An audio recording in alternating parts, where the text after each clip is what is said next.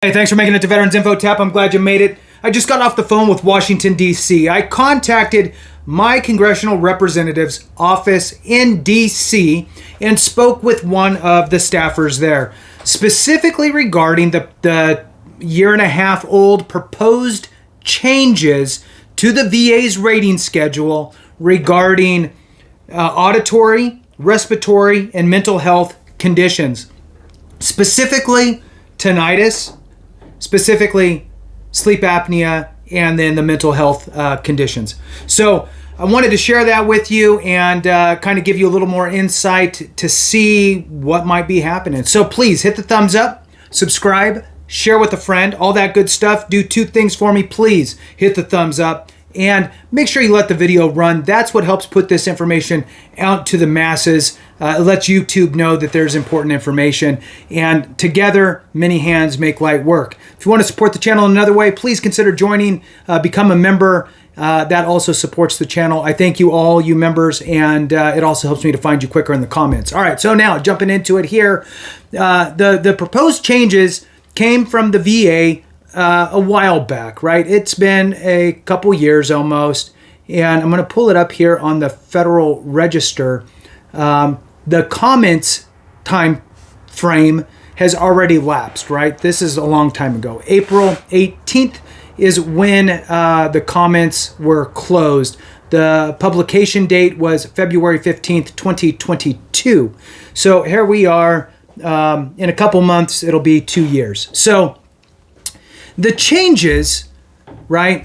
One, and I'm not going to deep dive into all of it. I'm just going to give you a high-level overview for the sake of time. One change was, look, let's get rid of, and I say let's, that's the VA talking, right? Let's get rid of tinnitus as a rateable condition. And instead, we'll just call it a symptom. Second, which, by the way, now you can't claim tinnitus, and then you can't hang any secondary conditions on tinnitus alone. You'll have to find another condition that is causing the tinnitus and then file for that condition. Then you have your sleep apnea, in which if you are deemed treatable successfully with a CPAP, you're no longer would be able to get a 50% rating. Now, granted, you would be grandfathered in if you already have it, right? Most likely that would be the case. But for all those coming behind us, they would be facing a different situation.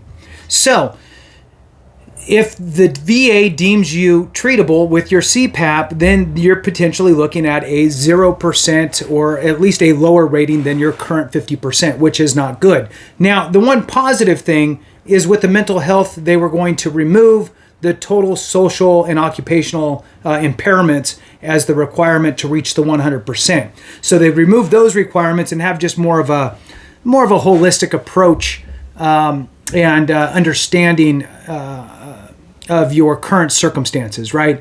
And base it on that instead of really drilling in on those two things. So with that, what I'm going to do now is I'm going to shift into there's an article, an older article here from July of 2022 that talks about these proposed changes from the DAV, okay?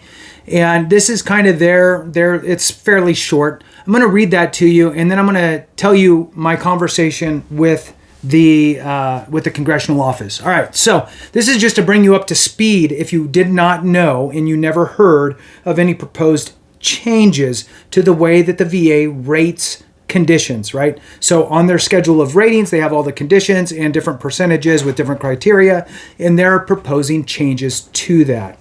So the DAV, when they found out about it and they issued this, this isn't really their official issue. I'm sure they did more than this, but I wanted to share this with you just to bring you in the loop. So the Department of Veterans Affairs has proposed changes to the VA schedule for rating disability that pertain to the respiratory and auditory systems. The changes will incorporate medical advancements for treating certain disabilities and modern medical knowledge to more accurately compensate veterans for their service-connected disabilities, according to the VA. So it sounds good, but it means less. So Veterans who currently receive compensation for a service-connected condition in these body systems will not have their disability rating impacted when the VA schedule for rating disabilities is updated. So this alludes to, it's happening, by the way, said Thomas Murphy, at the time the acting undersecretary for benefits. Some of the proposed changes, including modernizing the evaluation criteria for sleep apnea by evaluating it based on symptoms, responsiveness to treatment. If symptoms are fully treated with a CPAP machine or other treatment, a veteran would be rated at 0% and not receive compensation. The VA will award progressively higher percentage evaluations based on how symptomatic the condition remains after treatment. In public comments, DAV stated that the proposed change is a failure to address the functional impairment caused by sleep apnea and asserted that the current 50% rating is appropriate. For tinnitus, ringing in the ears, proposed changes would recognize that symptom as part of a veteran's broader ailment. The veteran would receive service-connected compensation for tinnitus through the disease to which it is attributed, rather than as a standalone disability. So in other words, if you have Meniere's disease and you have tinnitus, they're going to consider it as a symptom of your Meniere's disease and then rate you accordingly. They won't just say, you have tinnitus, we're going to rate you at 10%. So that would go away, which also means the secondary conditions to tinnitus would also, the standalone tinnitus would also go away. So moving on in this little snapshot here, DAV also opposes this change, noting that the proposal contradicts a legal precedent decided in 1994 that said veterans are entitled to separate evaluations and distinct ratings for conditions that stem from a single disability if they are not duplicative. Then moving on, the last little paragraph here is a quotation. No change to a veteran's current rating would automatically occur due to these proposed changes, said the National Service Director, Jim Marzlek. When and if, so here we get a if, when and if the proposed changes are finalized, veterans should seek assistance from a veteran service organization like DAV before filing a claim for increase to determine the impact of the final rules. All right, so that is their little update on that back then. So now it's been, again, pushing on 2 years. The public comments closed a year and a half ago, a little over a year and a half ago. And on the Federal Register .gov website, it does have the published document. It's awfully long. And the summary talks about the Department of Veterans Affairs looking to proposes to amend the portion of the rating schedule dealing with mental disorders, including revising the general rating formula for mental disorders. It talks about the tinnitus and the CPAP and for sleep apnea and all that good stuff. So I did email the Federal Register, or I did not email. I called the Federal Register and I left them a voicemail. I called again and went to their voicemail. I did not leave a voicemail that time. This time I called my rep's office in DC. And I told them that, the VA has proposed a change a while back. And I wanted to know, what the current status is of this. Is there a point in time in which it just dies on the vine? Will it just die and it just goes away? Or, does it just live there forever if no actions are taken? Or are we potentially going to see this thing come to fruition? And by the way, I disagree with this and that. So now I'm waiting for him to call me back. He did state that I gave him all the information, very helpful, and he said that he would reach out to their liaison at the VA and over at Federal Register to see what the status is on this specific proposal, and if in fact it's dead on the vine or if it's still moving forward, and if there's any sort of time frames or time hacks that need to be met. And here's my take. it's good that they know, on the congressional side anyway, that we are aware of what's happening. And now here's the thing politically. So one, this is happening under under the president, right? Because this is one of the federal entities, right? So this is the Department of Veterans Affairs, who it falls under the president, right? So they don't work for Congress, they work for the president.